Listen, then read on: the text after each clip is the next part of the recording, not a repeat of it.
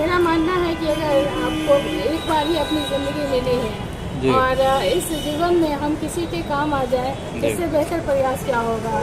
और शुरू से मेरे माता पिता भी काफ़ी सामाजिक रहे हैं और मेरे पापा भी एक चिकित्सक हैं और उनका मानना था कि समाज में अपनी एक अलग पहचान बनानी चाहिए और हम लोग किसी के भी काम आ सके तो उनका सहयोग ज़रूर करें।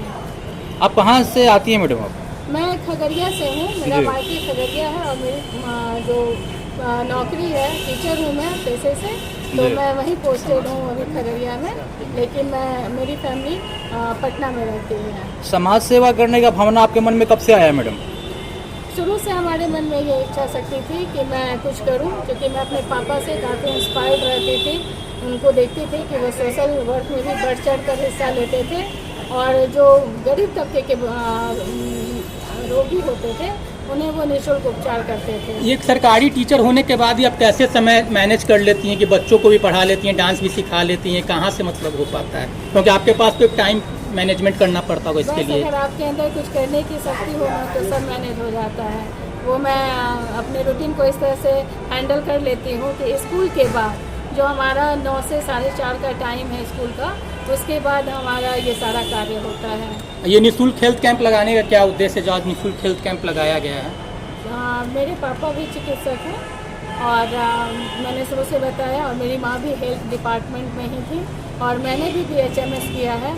तो मुझे लगता है कि जब मैं शिक्षिका बन गई उसके बाद मैं इस क्षेत्र में कुछ कर नहीं पा रही थी, तो लगा जो मेरा शेष का समय है उसे मैं चिकित्सा के ही क्षेत्र में अपना योगदान दूँ।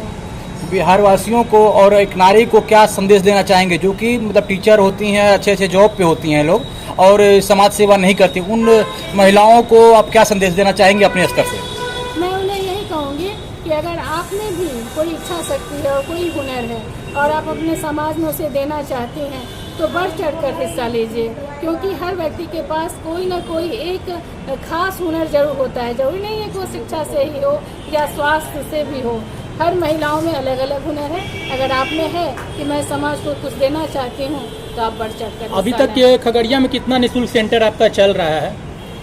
वो जो हमारा गार्गी पाठशाला है, हमारे आदरणीय विकास वैभव सर जो हैं उनके द्वारा चलाया जा रहा एक मुहिम है जिनका मूल मंत्र शिक्षा, समता और उद्यमिता है। तो उसी में से हर डिस्ट्रिक्ट में अलग अलग चैप्टर्स बनाए गए हैं। तो उसमें हम लोग गार्गी पाठशाला जो हमारी चलती है वो स्लम के बच्चों के लिए है।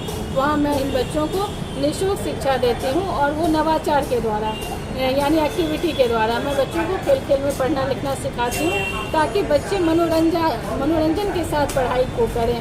और यह केंद्र अभी बिहार में 16 केंद्रों पर चलाई जा रही है। धन्यवाद मैडम, आपसे बात करके अच्छा लगा। क्या नाम हुआ? मेरा नाम अनुभूति है।